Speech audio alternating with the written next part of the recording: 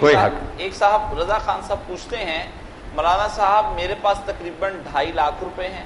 ایک اللہ دوسرا برکت مہربانی 6.5 تولے سونا ہے، تیسرا تقریباً 2.5 لاکھ کے قریب ہی میرے اوپر قرضہ بھی ہے، ایسی صورت میں زکوٰۃ کس طرح سے دوں گا؟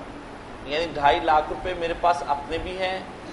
2.5 لاکھ کسی کا قرضہ بھی ساتھ میں لیا ہوا ہے، 5 لاکھ ہو گیا، اور 6.5 تولے سونا بھی ہے، ایسی صورت میں زکوٰۃ کیسے دوں گا؟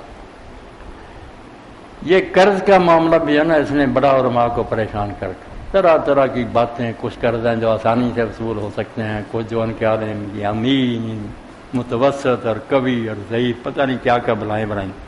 سیدھا گور یاد رکھیں، آپ کے اپنے پیسے ہیں یا آپ نے کسی کے لیے ہوئے، یا واپس کریں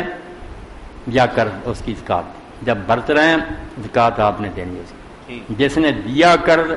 اس نے کوئی زکوٰۃ، جب اس کو واپس لوٹیں گے پیسے اس وقت دیں گے۔ جو کسی رقم کو اپنے تصرف میں لا رہا وہی اس کی بیٹا ذمہ داریاں جو نا جو اس کی ہے وہ سب اس پر ہیں۔ آپ نے قرض لے کر کاروبار کر رہے ہیں، زکوٰۃ کا وقت ہے، اتنا قرض ہے مجھ پر، یا تو قرض واپس کر دو، اگر نہیں کیا برت رہے ہو تو 2.5% پر آ کر تم نے یہ مسئلہ بنا لیا، زکوٰۃ دینی پڑے گی۔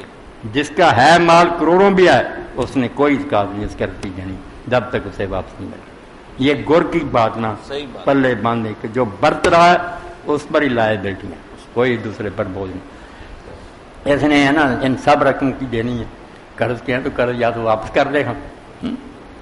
اگر نہیں قرض واپس کرتا تو دینی ہے زکوٰۃ، اور انشاءاللہ دے دے گا تو کروڑوں دے گا اللہ پاک، ہمت کر اور سارے کام کرنے ہیں، زکوٰۃ کے مسئلہ میں آ کر بات نہیں بنانا۔